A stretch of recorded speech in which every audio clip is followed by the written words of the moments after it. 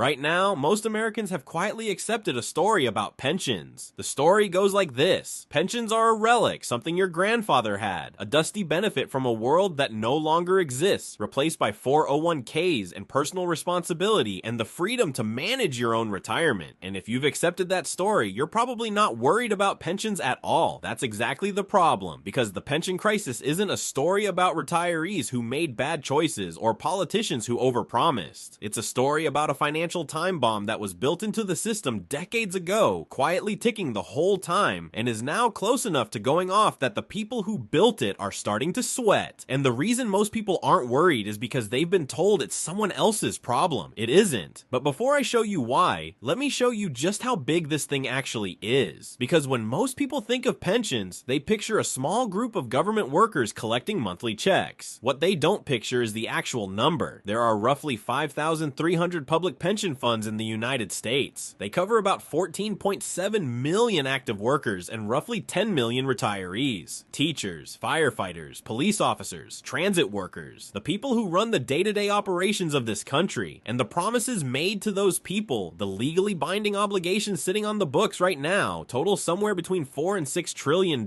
depending on how you count them. To put that in perspective, that's larger than the entire GDP of Japan. And here's where it gets interesting, because every one of those funds has two numbers that matter. The first is what they owe, the total future benefits promised to every current and retired worker. The second is what they actually have, the assets sitting in the fund right now available to pay those promises. The gap between those two numbers is called the unfunded liability, and the total unfunded liability of public pensions in the United States is currently sitting somewhere between 1.4 and $4 trillion, depending on whose math you use. And the reason the range is so wide is actually one of the most important parts of this story, because pension funds get to choose their own assumptions, and the most important assumption they make is the expected rate of return. It's the number they use to project how fast their investments will grow over time. And the higher you set that number, the smaller your funding gap looks on paper. The average public pension fund in America uses an assumed rate of return of around 7%. Some use 7.5, a few use higher. And in a world where you could reasonably expect the market to return 8 or 9% annually forever, that might be defensible. But we are not in that world anymore. The 10-year US Treasury yield, which is essentially the market's best guess at safe long-term returns, has been sitting well below that 7% target for most of the last 2 decades. Which means to hit their assumed returns, pension funds have been forced to reach further and further out on the risk curve, chasing yield in places that carry significantly more danger than the boring government bonds they used to rely on. Private equity, hedge funds, infrastructure, real estate, all of it chasing a number that becomes harder to hit every single year. And when funds miss their assumed return, the math compounds against them. Because a fund that assumes 7% and earns 5% doesn't just fall a little short, it falls short on an ever-growing base of obligations year after year, and the gap widens faster than most people expect. But before I show you exactly what that looks like in practice, I want to go back to where this started, because you can't understand the pension crisis without understanding why these promises were made in the first place. And it starts with a political incentive so obvious in hindsight it's almost embarrassing.